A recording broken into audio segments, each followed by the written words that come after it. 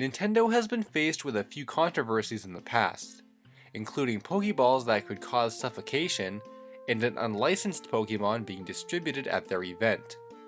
Curiously, these were both public blemishes that made the rounds back in the day. However, there was another event that occurred back in the late 2000s that sorta went under the radar and most people don't recall at all. Somehow I found this story back when it broke, and equally as surprising, I somehow remembered it existed, albeit at the time, I was pretty stunned as well. This whole story begins in late 2008 regarding the recently released Animal Crossing City Folk.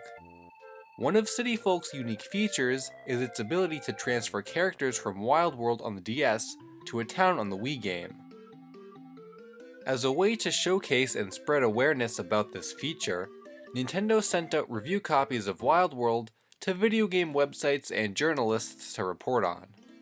The Wild World town already had mostly everything unlocked, and all copies contained the same amount of content. Well, instead of the journalists reporting on the transfer feature, they ended up reporting on something entirely different. The Animal Crossing series is known for the ability to customize villager catchphrases, and needless to say, we've all made them say something inappropriate one time or another.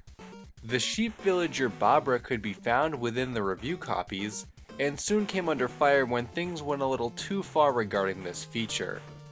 Instead of her normal catchphrase, darling, it was changed to the N-word, which is a racial slur. This means she'll end her greetings and sentences with that, effectively calling the player that word. Wild World does have a word filter built in, which is supposed to prevent things like this from happening, but in this case, accents were used above the letters, which is something it cannot detect. MTV's Steven Totilo was reportedly the first reviewer to point out the offensive language, and from there other game journalists checked their copies to soon reveal that it was present in more of them. It's interesting to point out that if a normal player was to make inappropriate content within the game, it would technically be categorized as unofficial. This time, however, Nintendo themselves sent out these games containing this word, making it somewhat official whether they want to admit that or not.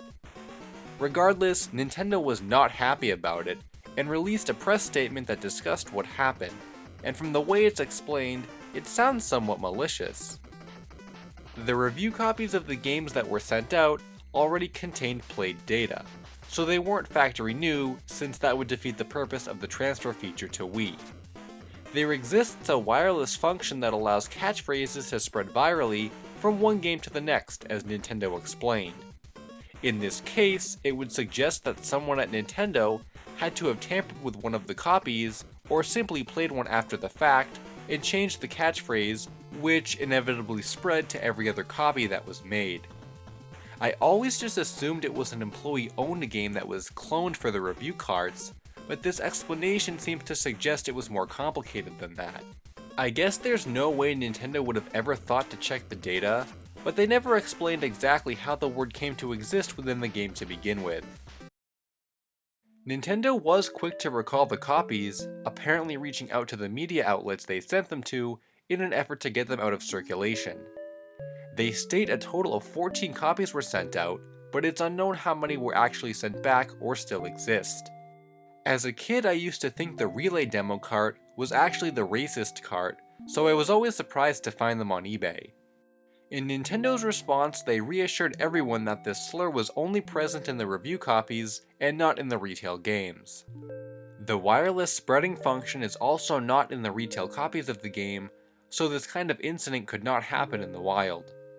However, that didn't stop the image itself from circulating online and getting a rather infamous association with Barbara. This incident as a whole definitely didn't gain too much attention at the time, and nowadays I'd say it's a pretty rare story to find. It's always shocking when something goes amiss at Nintendo, and uncovering those instances is an interesting look at the past.